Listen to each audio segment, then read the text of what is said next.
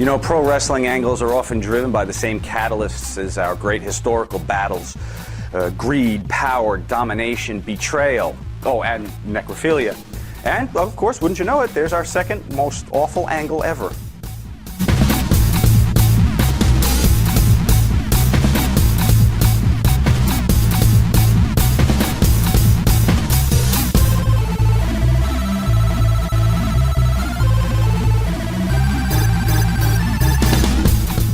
Horrible, sick nonsense. That's too much. That's cool. That's cool. If you could just hold a brain and say, hey, I screwed your brain out, that's cool. I mean, I don't know what's wrong with that. I mean, maybe in his mind, he pictured that corpse was hot. You know, I've been with some girls that are dead-ass ugly, but I convinced myself that bitch was hot. Boy, whatever they were drinking or smoking when they thought of giving birth to the hand, it had to be on the same day when they were on the same high is the only explanation that I could give. And again, I'm glad it wasn't me. The most sickening, if Bruno Sammartino would say that was the worst, that McMahon, I can't believe McMahon could do. Did you see that Triple H go into the casket with the dead? Doggone it. That got me to the point where I wasn't sure I was going to watch it anymore. I was channel flipping the next few weeks whenever I saw Triple H, hoping that they weren't going to replay that thing. Whatever was opposite wrestling at that point, I wanted to watch whatever it was, even if it was the Animal Channel. Man, you had to bring that up? Nah. You know what? It's like cheap heat. Cheap a laugh, you know. Cheap heat. Wrestlers go out there and they get their heat by competing with the guy they're in the ring with, not by turning to the crowd and reacting to things that they say. You know, that's what guys don't get nowadays, in my opinion. And this is like just, okay, we get a quick laugh, we get everybody roaring for a second. Yeah, you see what he's, oh man. Oh yeah, very Quentin Tarantino. I like it. Did Hunter have any necrophiliac fantasies in real life that we should have known about? Ever had to play dead? Well, that's a tough question to answer. I've only almost been there a couple times, but Shoo. I must have missed that one too. There's a lot of stuff during that dark era that I missed.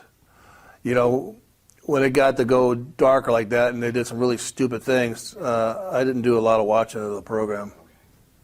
I mean, I don't know what it means on a wrestling show, but it's not wrestling anymore, so it's entertainment. So I guess, but that's a little heavy for some kids to be watching, I would think. That was my first thought. I don't know what the fuck you tell your kid when your kid who's in the first grade tags on your shoulder goes, who's a Katie Vick and what happened? I can't explain it. How do you? I can't even put in words, and I'm usually not at a loss for it. How do you explain to your 4, 5, 6, 7, 10, 12-year-old that they're fucking a corpse on TV? And I would like to ask them. You know, bring everybody in here. We'll sit around a round table and go, what were you thinking when you fucked the corpse? What was going through your head? Just to put them on the spot. Ask a bunch of like warm questions first, like what do you think about the gas prices? How do you feel about Osama bin Laden? Why did you fuck a corpse? You know what I mean? Those are the questions you should ask yourself. Yeah, this is the in between my PG days and the PG days they have now, I guess, huh? Yeah, that's gone a little too far. That's crazy. I'm so glad I didn't watch this at this time. I'm surprised they were even able to be a publicly traded company after doing shit like that. I don't know how Wall Street would have went back and looked at the history and said, we ain't touching this shit. Again, everybody sat around and wrote that one and said, yeah, I think, the Attitude Era is wearing down. What can we do to really push the envelope? I get it. We'll fuck a dead person. Again, I was watching TV pretty regularly at this point, and I'm actually insulted and embarrassed. I just admitted to that. But yeah, I watched that angle, and I watched that. I think that played out over the course of like a couple weeks, right, or something. The Katie Vick angle, and I got this. I know something about you, and just that the next thing, and I'm gonna dress up like you, and fuck the corpse, and we're gonna catch it on a video, and that's gonna be a great heat angle. There's a lot of bad ones that I've seen, but that one was pretty brutal. Pretty brutal. It would have been better if he humped the dead corpse of Michael Vick. Probably would have been better. I've done some things in my career that were quote unquote comical, and I have reduced myself to being somewhat of a slapstick character in situations. But the difference is that I always did it with a straight face and never smiled or laughed. It wasn't tongue in cheek, like to do something and, you know, like, hey, I'm in on it too. It was done just because that was my style. But as a general rule, comedy, as comedy per se, it doesn't have a place in wrestling. And probably a lot of people would be surprised to hear me, of all people, say that. But it meant absolutely nothing. What kind of mileage do you get out of it? Okay, it was Kane's sister, I guess, or something. Is that who it was? So Kane's supposed to be mad now that you jumped in the casket and you pulled a dead person's brains out. And it was so cutting-edge nonsense that it meant nothing. God, half the things we did in Smoky Mountain and USWA was comedy. You know, comedy absolutely has its place. You need to balance it with your serious storylines as well, but it can't be all serious. You need a little bit of ha-ha in there. And nothing better than good Southern ha-ha like we did in Smoky Mountain. So, I mean, you always got to have a good tar and feather match once in a while. It was disgusting. I wouldn't have done it. I wouldn't have done it if they forced me to do it. I would have resigned, quit, walked out. I don't think there's a place for it.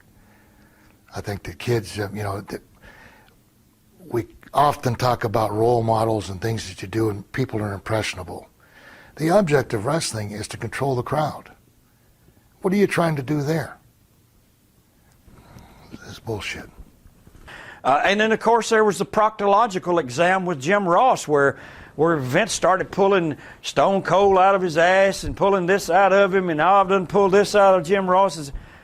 What was that all about? They were living out some kind of a Monday night fantasy or something. Let's go see how stupid we can be, or were they trying to drive the value of the company down so low that they could start the stock prices low? See, there's always a method to their madness, even though we don't know what it is. There is a method to that madness. If you ask Balls Mahoney, he might think necrophilia is funny. Or, in fact, it might be just a normal Saturday night for Balls Mahoney necrophilia. But for me, it's not funny at all. Again, it depends on you. I'm a normal, everyday guy, and you might ask, like I said, you might ask Balls Mahoney, he might think fucking a corpse is not even funny, but pretty much easier because you don't have to buy him dinner or get him drunk.